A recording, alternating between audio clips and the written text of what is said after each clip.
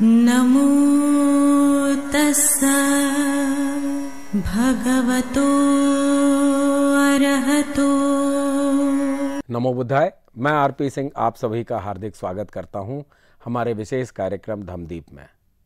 दर्शकों, धम्मदीप में कल हमने बात की थी सिद्धार्थ गौतम बुद्ध के नए ज्ञान के तलाश पर। अब इसी श्रृंखला को आगे बढ़ाते हुए हम आज बात करेंगे गौतम बुद्ध के प्रथम देशना के बारे में। और इस रोचक विषय पर विस्तृत जानकारी देने के लिए हमारे मध्य उपस्थित हैं भंते डॉक्टर चंद्रकीर्ति जी। आपने बुद्ध दर्शन में उच्च शिक्षा प्राप्त की है तथा आप देश विदेश के अनेकों सम्मानों से अलंकृत होने के साथ साथ अनेकों मंचों पर बुद्धिज्म पर अपने विचार रख चुके हैं। तो हम स्वागत करते हैं भंते डॉक्टर चंद्रकीर्ति जी का। वंदामि भंते जी। नमो तस्सा भगवतो अरहतो सम्मा संबुद्धस्सा। नमो तस्सा भगवतो अरहतो सम्मा संबुद्धस्सा। नमो तस्सा भगवतो अरहतो सम्मा संबुद्धस्सा। भंते जी, बहुत बहुत धन्यवाद। आपने हमारे दर्शकों को आशीर्वाद दिया। अब हम आपके मुख्य विषय पर आते हैं।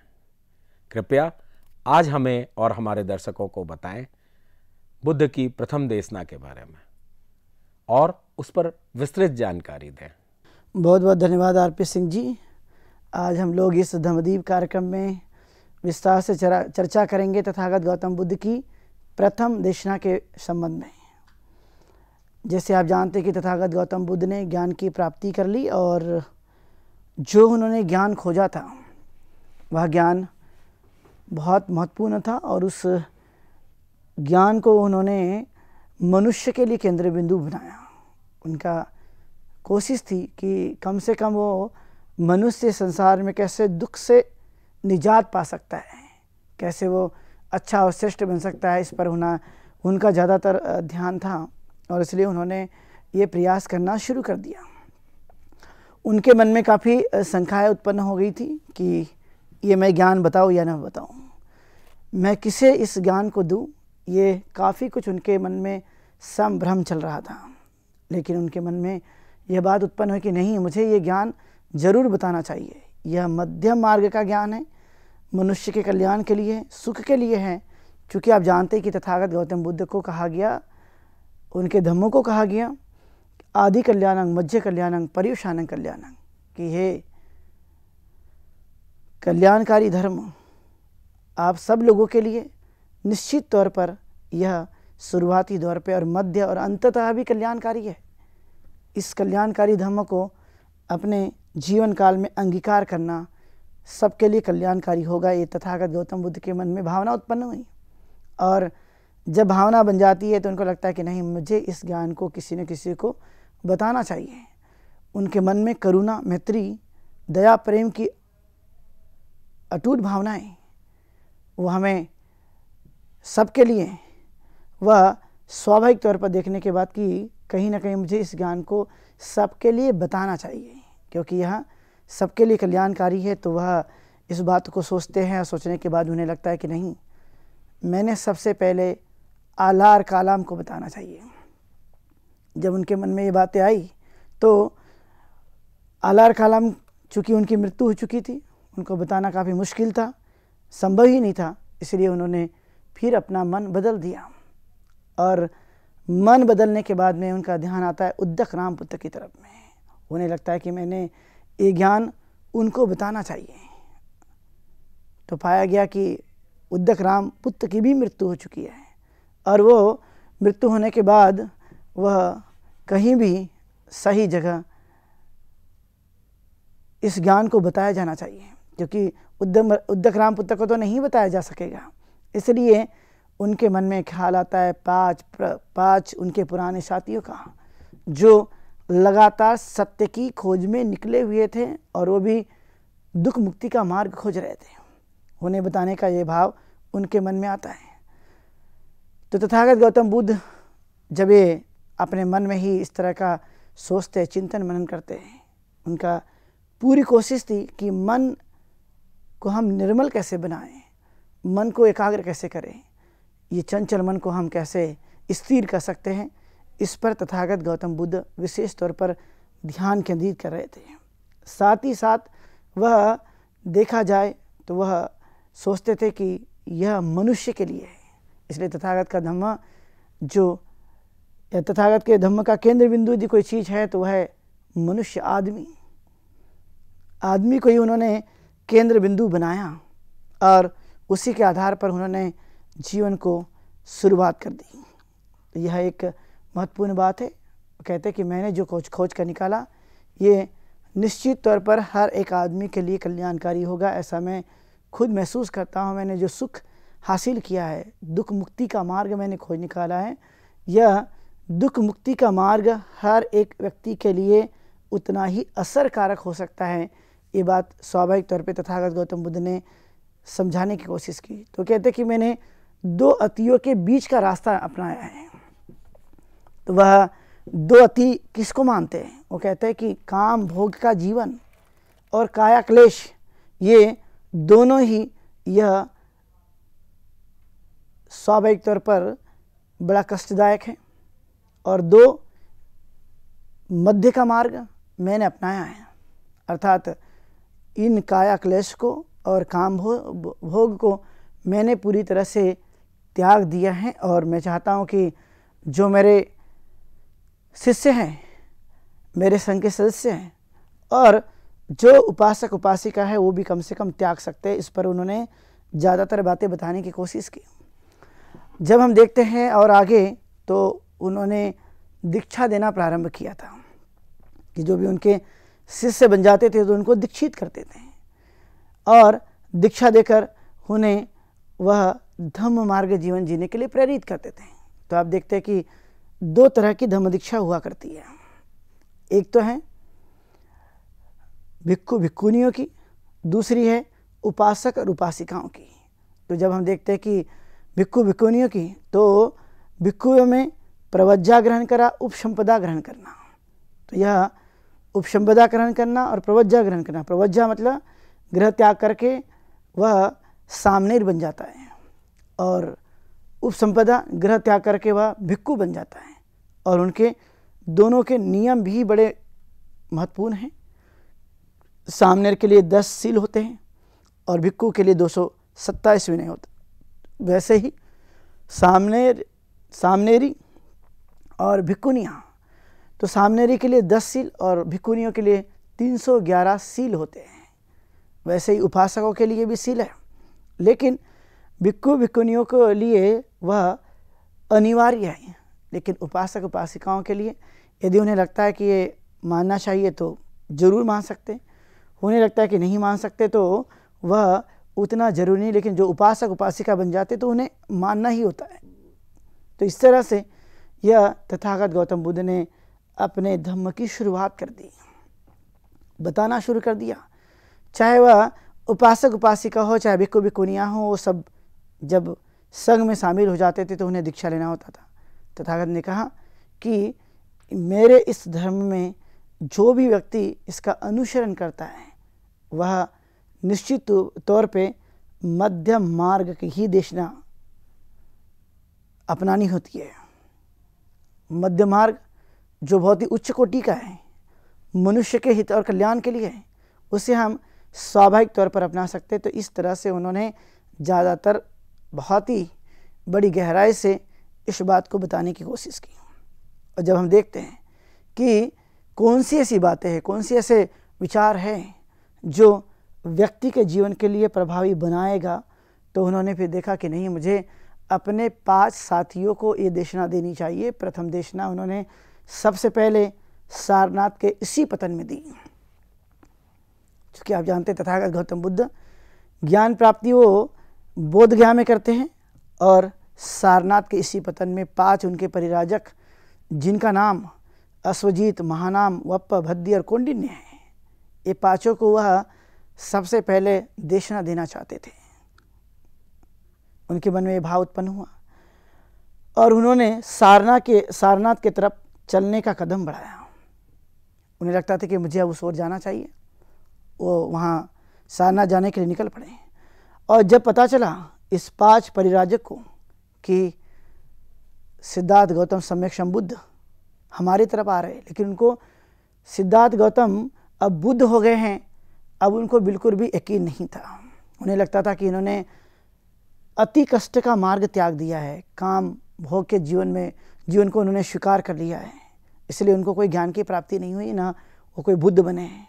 तो वह एक अतिथि के प्रति जो हमारा भाव होता है सम्मान का, तो सिद्धार्थ गौतम सम्यक संबुद्ध के प्रति उन 5 लोगों का जो भाव था, अप्रिय भाव था कि हम इनका कोई सत्कार नहीं करेंगे, कोई स्वागत नहीं करेंगे, इनको किसी भी प्रकार का कोई सम्मान नहीं देंगे। ये जब बात उनके मन में आ रही थी, लेकिन तथागत गौतम बुद्ध चूँकि वो बुद्ध हो चुके थे, वो कोई सिद्धार्थ नहीं बचे थे। सिद्धार्थ और बुद्ध में अंतर था, और यह अंतर उन्हें समझ में नहीं आ रहा था, लेकिन वो तथागत गौतम बुद्ध उन्हीं को यह ज्ञान बताना चाहते थे। और जैसे ही वह सारनाथ के इसी पतन के नज़दीक पहुँचते हैं, उन्होंने पूरी दूरी पैदल चलते हुए तय की थी। और जैसे ही वो वहाँ पर पहुँच जाते हैं तो पहले तो अप्रिय का भाव था कि हम इनका कोई स्वागत नहीं करेंगे। जैसे जैसे तथागत गौतम बुद्ध अपने कदम बढ़ा रहे थे, वैसे वैसे उनके मन को लग रहा था कि नहीं, यह कोई तेजस्वी है, कोई इनके अंदर में ऐसा भाव नहीं था जैसे पहले, और अभी इनके अंदर में काफ़ी अलग चीज़ें दिखाई दे रही है। तो उनके कदम को देखकर, उनके स्वभाव को देखकर उन्होंने अंदाज़ा लगाया कि ज़रूर ये इन्हें ज्ञान की प्राप्ति हो गई है, इन्होंने दुख मुक्ति का मार्ग जान लिया है। तो उनका मन स्वागत के लिए तैयार हो गया। पहले था अतिथियों का सत्कार नहीं बल्कि अपमान करना। अब यहाँ पर एक खास बात देखने के लिए मिली कि पहले मन में उनके प्रति कोई सम्मान नहीं, ऐसा कोई भाव नहीं बना था, लेकिन जैसे जैसे तथागत गौतम बुद्ध समीप आते गए, उनके उस भाव को देखकर किसी ने पानी लाया, किसी ने आसन बिछाया, और किसी ने कुछ स्वागत करने की पूरी तैयारी कर ली। यह अप्रियों का प्रिय के रूप में स्वागत करना, यह स्वाभाविक तौर पर इसी पतन सारनाथ में घटी हुई घटना है। तथागत को कोई परवाह नहीं थी, वह सोचते नहीं थे कि यदि मेरा कोई अपमान कर देता है या मेरी बातों को कोई सुनता नहीं है, बिल्कुल भी किसी बात की चिंता नहीं, बल्कि उन्हें लगता था कि ये मैंने जो ज्ञान खोजा है, मैंने चित्त की शुद्धि के लिए, दुख मुक्ति के लिए जो मैंने मार्ग खोज कर निकाला है, जिसका मैंने आविष्कार किया है, एक नए ज्ञान का मैंने प्रादुर्भाव किया है, तो मुझे अवश्य ही लोगों के कल्याण के लिए बताना चाहिए। उनका यह समर्पण भावना, उनकी इच्छा शक्ति उन्हें बताने के लिए पूरी तरह से वह उस ओर लेकर जाती है। और 5 लोग जो सुनना चाहते हैं, तो उन्होंने कहा कि आप तो सिद्धार्थ गौतम हो या बुद्ध हो। बुद्ध कहते हैं मैं बुद्ध हूँ, सिद्धार्थ गौतम तो मेरा बचपन का नाम था, अब मैं बुद्ध हो गया हूँ, तो क्या आप काम भोग को अच्छा मानते हैं? उन 5 लोगों ने पूछा। तथागत कहते हैं इसका नकारात्मक उत्तर था। तथागत ने नहीं, मैं काम वासना को बिल्कुल भी अच्छा नहीं मानता हूँ, और मैं बिल्कुल भी शरीर को कष्ट देना अच्छा नहीं मानता हूँ।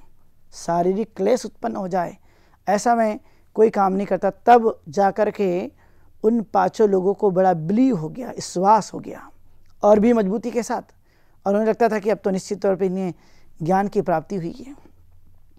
तब वह उनको ज्ञान बताने का जो भाव था उनके मन में जाग जाता है, और तथागत गौतम बुद्ध उन्हें समझाते हैं कि मेरे शिष्यों ने वह 2 तरह की बातों को अंगीकार करना चाहिए। 2 तरह की कौन सी बातें हैं? तो वह कहते हैं कि काम भोग का त्याग करना और शरीर को कष्ट पहुंचाना। तो उनका जो ध्यान था वो आचरण करने पर जोर देने के लिए था। उन्होंने कहा कि मैंने अपने धर्म में आत्मा को, परमात्मा को किसी भी प्रकार से कोई स्थान नहीं दिया है, और जो मैंने खोज कर निकाला वो कोई नित्य भाव नहीं है। मैंने जो अपने धर्म का जो आधार बनाया वह है अनित्यता के आधार पर। वो कहते सब कुछ अनित्य है इस संसार का, सभ्य संखारा अनिच्छाति, यानी सभी संस्कार अनित्य हैं। इस संसार की हर एक वस्तु वह बदलते हुए दिखाई देती है, वह स्वाभाविक तौर पे हमें वह एक उसका प्रभाव देखने के लिए मिलता है।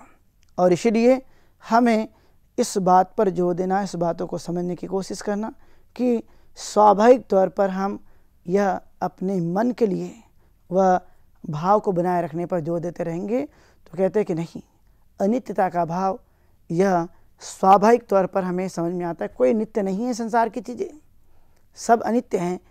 इस पर तथागत गौतम बुद्ध के धम्म का आधार है।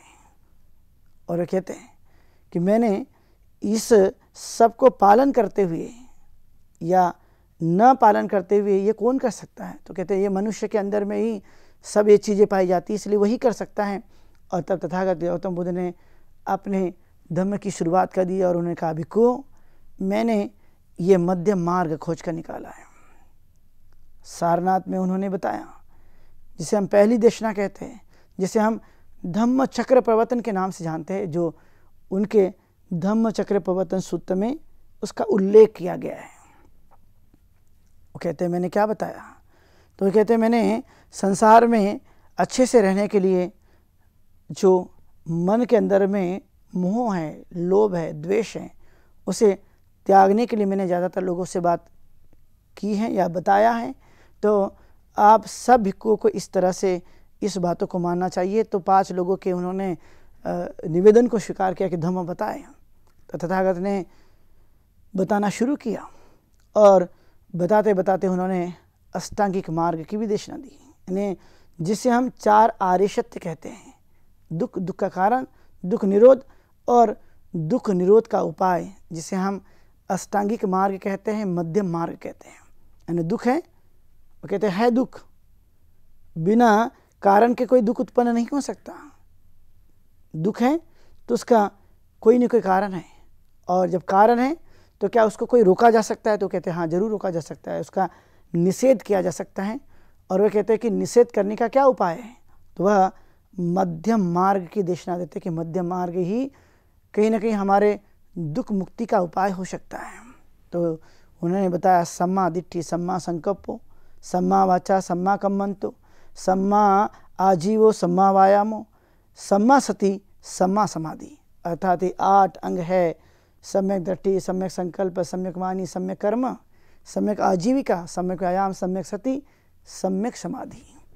और ये 8 जो मार्ग हैं, इसका धरती पे रहने वाला कोई भी मनुष्य अंगीकार कर ले तो इस बात की गारंटी ज़रूर है कि वह दुखों से मुक्त हो सकता है, उसके दुखों को दूर किया जा सकता है। इस तरह से स्वयं तथागत गौतम बुद्ध ने इसकी देशना दी। और वो यहाँ नहीं रुकते हैं, वह और भी आगे बढ़ते हैं। तो कहते हैं कि मैंने इसके साथ साथ 10 पारमिता बताई है। जो व्यक्ति अपने जीवन काल में इन पारमिताओं को पूरा करता है तो वह बुद्ध बन सकता है। इसकी गारंटी स्वयं तथागत गौतम बुद्ध देते हैं। तो कहते हैं कि दान है, शील है, निष्क्रम्य है, खंती है, सत्य है, उपेक्षा है, सत्य और समाधि है। ये 10 पारमिता है। पारमिता का मतलब होता है परम सद्गुण, जो व्यक्ति के अंदर में यदि ये उतर जाता है, व्यक्ति के अंदर में यह भाव आ जाता है, तो वह स्वाभाविक तौर पे बुद्ध बनने के मार्ग के तरफ में आगे बढ़ते हैं। उन्होंने इसकी भी देशना उन्होंने सारनाथ में दी। इसी के साथ हम देखते हैं प्रतीत समुत्पाद, जिसे हम कार्य कारण भाव कहते हैं, काज एंड इफेक्ट की थ्योरी कहा जाता है। तो कहते हैं कि इसकी देशना जो है मैं आप लोगों को इसलिए दे रहा हूँ कि आप अपने जीवन में वास्तविकता को समझो कि शुरुआत कहाँ से होती है, अंत कहाँ होता है, और फिर से मनुष्य इस संसार में कैसे आता है। तो उन्होंने प्रतीत समुत्पाद को बताया, जिसमें सबसे पहले अविद्या है। अविद्या पच्चया संखारा, संखारा पच्चया वियान, वियान पच्चया नाम रूप, नाम रूप पच्चया षडायतन, षडायन पच्चया फस्सो, फस्स पच्चया वेदना, वेदना पच्चया तन्हा, तन्हा पच्चया उपादान, उपादान पच्चया भव, भव पच्चया जाति, जाति पच्चया जरा मरण शोक परिदेव, दुख दोमनस्य उपायस्य खंडस्य होती। अर्थात ये अविद्या की वजह से संस्कार निर्माण हो जाता है, संस्कार की वजह से विज्ञान निर्माण हो जाता है, विज्ञान की वजह से नाम रूप निर्माण हो जाता है, नाम रूप की वजह से 6 आयतन निर्माण होते हैं, 6 आयतन की वजह से वेदना निर्माण हो जाती है, वेदना की वजह से तृष्णा निर्माण हो जाती है, और तृष्णा से उपादान निर्माण होता है, उपादान से भव निर्माण होता है, और भव से जन्म निर्माण होता है। जन्म के बाद में वह बीमारी, बुढ़ापा और मृत्यु का भाग बन जाता है। तो ये एक के बाद दूसरी समुत्पाद जो कि मनुष्य के लिए एक तौर पे हमें देखने के लिए मिलती है कि ये जीवन से जुड़ी हुई बातें हैं जो एक चक्र के रूप में हमें देखने के लिए मिलती हैं। जो मनुष्य इस बात को जान ले तो वह इससे बाहर भी निकल सकता है, लेकिन ये भव चक्र व्यक्ति के साथ घूमते रहता है। फिर वो कहता है कि और भी मैं आप लोगों को बताना चाहता हूँ कि क्या है। वो कहते तृष्णा है, तृष्णा जो दुख का मूल कारण है। तो वो कहते कि 3 तरह की तृष्णा होती है, भव तृष्णा, विभव तृष्णा, ये जो और काम तृष्णा, ये 3 तरह की तृष्णा होती है जो व्यक्ति के जीवन में होती है, और यह दुख में तब्दील हो जाती है। इसी के साथ कहते हैं कि मैंने कुछ ब्रह्म विहार भी बताए हैं। वो कौन से ऐसे ब्रह्म विहार है? तो कहते कि मैंने इसके लिए 4 ब्रह्म विहार बताए हैं। 4 ब्रह्म विहार हैं जिसे हम मैत्री, करुणा, मुदिता, उपेक्षा कहते हैं। ये 4 ब्रह्म विहार जो एक श्रेष्ठ मन की अवस्था है, जहाँ पर मनुष्य इसका पालन करते हुए, इसका आचरण करते हुए उन चीज़ों को वह जान सकता है। तो इस तरह से उन्होंने इस बात पर भी जोर देते हुए समझाने की कोशिश की। फिर उन्होंने कहा चाहे श्रमण हो, चाहे वह उपासक हो, चाहे उपासिका हो, चाहे भिक्खु हो, चाहे भिक्खुनी हो, चाहे श्रेष्ठ मनुष्य हो, गृहपति हो, कोई भी आदमी यह अलग अलग तरह से कैसे जीवन को जी सकता है। तो उन्होंने इस बातों पर जोर देने की कोशिश की कि जब हम धम्म का आचरण करते तो क्या होता है। वो कहते हैं कि धम्म के आचरण से हमें धम्म का चक्षु निर्माण होता है, यानी देखने की भावना निर्माण हो जाती है, देख पाते हैं, समझ पाते हैं, उसे हम जान पाते हैं, इसलिए वो साक्षात हमें ये चीज़ें देखने के लिए मिलती हैं। फिर वो कहते हैं कि प्रज्ञा बढ़ती है, स्वाभाविक से प्रज्ञा भी बढ़ती है। मन चीज़ों को जानता है, मन चीज़ों को समझता है और उसके आधार पर आचरण करने पर भी जोर देते रहता है। इसलिए यह मनुष्य की वह स्वाभाविक तौर पे ज्ञान बढ़ाने के लिए, ज्ञान की वृद्धि करने के लिए और प्रज्ञा को विकसित करने के लिए ये सब कुछ धम्म है, और इसी के आधार पे हमें स्वाभाविक तौर पे अपने जीवन को बनाना चाहिए। ऐसा साक्षात तथागत गौतम बुद्ध ने अपनी देशना में उन्होंने बताने की कोशिश की। कई बार होता है कि लोग नहीं मानते, समझ नहीं पाते हैं, और वह जब समझ नहीं पाते तो जान नहीं पाएंगे। लेकिन यह जानते जानते, सुनते सुनते कौंडिन्य जो 5 परिराजक थे, उसमें से कौंडिन्य नाम के व्यक्ति जो अरहत बन गए। सुनते सुनते, तथागत की वाणी सुनते सुनते वह अरहत बन जाते हैं। उनके मन का क्लेश, तृष्णाएं सब कुछ समाप्त हो जाता है। वह पूरी तरह से जड़ को काट देते हैं। जब हम अज्ञान रूपी जड़ को काटते हैं तो वहाँ से ज्ञान का प्रकाश उत्पन्न होता है, और वह ज्ञान मनुष्य को जीवन जीने के लिए मददगार साबित होते रहता है। वैसा ही अज्ञान का जो बीज था और उसकी जड़ मजबूत हो रही थी, लेकिन कौंडिन्य ने जान लिया कि नहीं, ये गलत है, ये मेरे दुख का कारण है, इसलिए उन्होंने अज्ञान के इस जड़ को ही काट दिया। अब वहाँ पे वो किसी भी प्रकार की ऐसी चीज़ें उत्पन्न होने की कोई संभावना नहीं थी, इसलिए उन्होंने स्वाभाविक तौर पर जानते हुए अरहत पद प्राप्त कर लिया।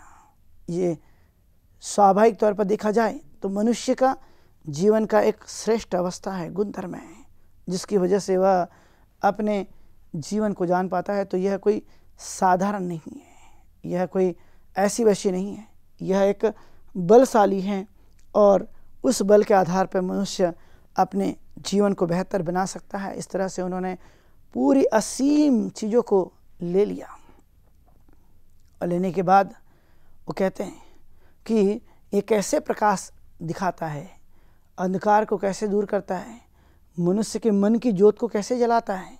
तो वह उन्होंने कहा कि ये धम्म आचरण करने के बाद आपके अंदर में ये सब समाप्त हो जाते हैं। तो कहते कि जब आपके मन में तृष्णा जागती है तो दुख जागेगा, जब तृष्णा कम होती है तो सुख जागता है, और जब अंधकार बढ़ता है तो दुख होता है, और जब हम अंधकार से प्रकाश की तरफ जाते हैं तो वह सुख मिलता है। इसलिए तथागत गौतम बुद्ध की पहली देशना, जो कि निर्वाण प्राप्ति का एक उपाय था, मनुष्य को सुखी बनाने का एक रास्ता था, जो उन्होंने पहली देशना में सारनाथ में बताने की कोशिश की। आप सब लोगों ने आज की तथागत की पहली देशना को सभी ने सुना। सबके प्रति ढेर सारी मंगल कामनाएं। आप सुखी हो, दीर्घायु हो, स्वस्थ रहे, ऐसी मंगल कामना करते हुए यहीं पर रुकते हैं। बहुत शुभ मंगलम। भंते जी, बहुत बहुत धन्यवाद इस विषय पर विस्तृत जानकारी देने के लिए। तो साथियों, आज के इस विशेष प्रोग्राम में बस इतना ही।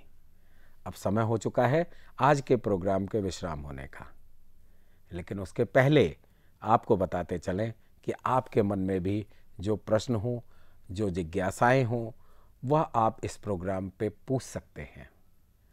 हमारा व्हाट्सएप नंबर है 9639010109, और अगर आप हमें ईमेल करना चाहते हैं तो हमारी ईमेल आईडी है subhartibuddha@gmail.com। तो उम्मीद है कि आप अपनी जिज्ञासाओं को दबाएंगे नहीं और हमारे इस विशेष प्रोग्राम का हिस्सा बन अपनी जिज्ञासा को शांत करेंगे। तब तक मैं आरपी सिंह भंते डॉक्टर चंद्रकीर्ति जी के साथ लेता हूं विदा। कल हम इसी समय आपके समक्ष फिर उपस्थित होंगे। नमो बुद्धाय। नमो तस्सा भगवतो अरहतो